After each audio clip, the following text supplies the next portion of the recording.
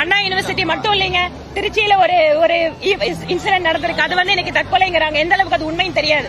தொடர்ச்சியாக பெண்களுக்கு எதிரான கொடுமைகள் அதிகரித்திருப்பதாக நாங்க ஏதோ எதிர்க்கட்சியா சொல்லலைங்க.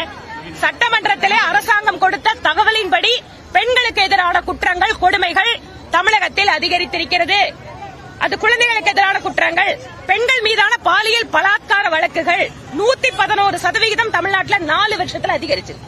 135% போக்சோ வழக்குகள் தமிழகத்தில் அதிகரிச்சிருக்கு. 60% பெண்களுக்கு எதிரான வன்கொடுமைகள், அவர்களுக்கு மீதான தாக்குதல்கள் தமிழ்நாட்டில் அதிகரிச்சிருக்கு. என்ன காரணம்? ஆட்சியாளர்களுக்கு டிராமா செய்வதற்கு நேரம் இருக்கிறது. அவர்கள் குடும்பத்தை காப்பாற்றுவதில் காட்டுகின்ற அக்கறையை பெண்களை காப்பாற்றுவதில் அவர்கள் காட்டுவதில்லை. மாண்புமிகு முதல்வர் திரு ஸ்டாலின் அவர்கள் உங்களுக்கு பாதுகாப்பு, உங்கள் குடும்பத்தில் அடுத்ததை யாரை கொண்டு வந்து அரசியல் உட்கார வைக்கிறோம் என்பதை கவனத்தை எல்லாம் விட்டுவிட்டு இங்க இருக்கக்கூடிய பெண்களையும் தயவு செய்து பாருங்கள். பெண்களுக்கு 1000 ரூபாய் கொடுத்துட்டேன்னா உங்க பின்னால வந்துருவாங்க, நீங்க சொல்றத கேட்டுருவாங்கன்னு அர்த்தம் இல்லைங்க.